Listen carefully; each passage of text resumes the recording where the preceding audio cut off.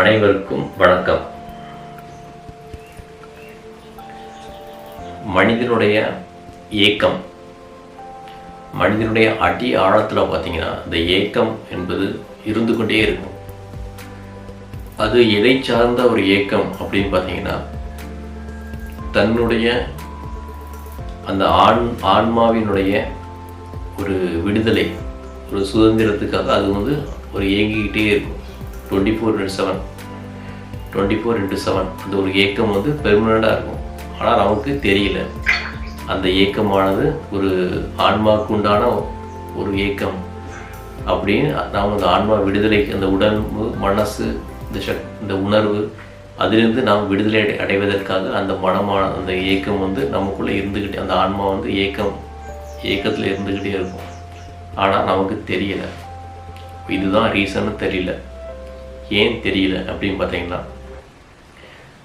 நாம் இந்த உலக மாயையில் சிக்கிக்கொண்டு நம்முடைய வசதி வாய்ப்புகளுக்காக, நம்முடைய பாதுகாப்புக்காகவும் இந்த வாழ்க்கையை என்ன பண்ணுறோம், நம் வசதி வாய்ப்புகளுக்காக, இந்த உடம்பின் பாதுகாப்புக்காக, இந்த மனதின் ஒரு மகிழ்ச்சிக்காக, மனதின் ஒரு சமுதாயத்தில் உள்ள ஒரு கௌரவத்துக்காக நாம் என்ன பண்ணிட்டோம்னா, நமக்குள்ளே மனதின் ஒரு கட்டமைப்பை, ஒரு பில்டிங் என்ன பண்ணிட்டோம், ஸ்ட்ராங்காக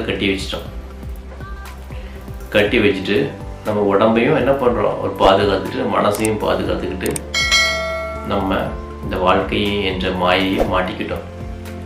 அதனால் அந்த ஏக்கமானது நமக்கு தெரியலை. ஆன்மாங்கிறது அந்த ஆன்மாவின் விடுதலைக்காக அது இயங்கிக்கிட்டே இருக்குது. நமக்கு அது ஆன்மா விடுதலை இயக்கம்தான் கூட நமக்கு தெரியலை. தெரியாமல் என்ன பண்ணிட்டோம், இந்த வசதிகளுக்காக, நம்ம மகிழ்ச்சிக்காக என்ன பண்ணுறோம், வாழ்க்கையை நோக்கி நம்ம மூவாகி போய்கிட்டே இருக்கோம். நமக்கு அது கிடைச்சா மகிழ்ச்சி வருதா, இது கிடைச்சா மகிழ்ச்சி வருதா அப்படின்னு என்ன பண்ணுறோம், லைஃப் வாழ்ந்து போயிட்டே இருக்கும். ஆனால் என்ன பண்ணாலும் அந்த மகிழ்ச்சியானது வரவே இல்லை, வரவும் வராது. காரணம், உங்களுடைய ஏக்கம் இதை சார்ந்த மனதின் மகிழ்ச்சியை சார்ந்து கிடையாது. இந்த உலகத்தில் உள்ள வெளிப்புற விஷயங்கள், வெளிப்புற வசதிகள், இந்த மனதில் நீங்கள் கட்டமைக்க அந்த ஆசைகள், பயம், அதை சார்ந்த உங்கள் ஏக்கங்கள் கிடையாது. உங்கள் ஏக்கமானது ஆன்ம விடுதலைக்காக. ஆன்மாவே இந்த உடம்பு, மனம் என்ற சிறையிலேருந்து நம்ம விடுவிச்சு நம்ம தப்பிச்சு போகணும் அப்படிங்கிற ஏக்கம் தான்.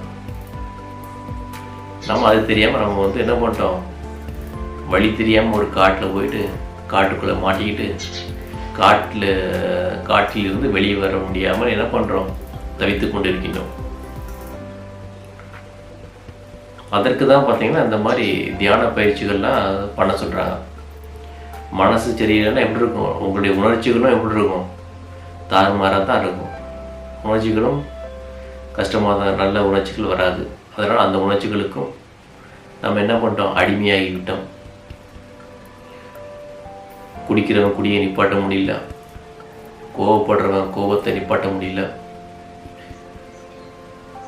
காம எண்ணத்தில் இருப்பவங்க அதிலே அடிக்ஷன் ஆகிட்டாங்க. அப்போ இந்த மாதிரி உள்ள உணர்ச்சிகளை நிப்பாட்ட முடியல. இது உணர்ச்சிகளுக்கு அடிமையாகிவிட்டோம். இது போன்ற சிறையில் மாட்டிக்கிட்டு தான் இருக்கும். சிறையில் மாட்டிக்கொண்டு நாம் நம்மை விடுவித்துக் கொள்ள முடியாமல் தவித்து கொண்டிருக்கின்றோம். இதெல்லாம் நம்ம தப்பிச்சு வரணும்னா என்ன பண்ணணும், ஒரே விஷயந்தான் தியானம்.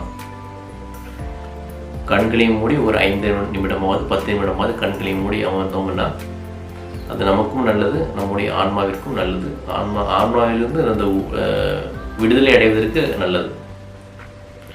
ஆன்மா இந்த உடல் மனச்சிறையில் இருந்து, உணர்ச்சி அந்த அடிமையாவதிலிருந்து நம்ம நம்முடைய ஆன்மாவை நாம் விடுவித்துக் கொள்ளலாம்.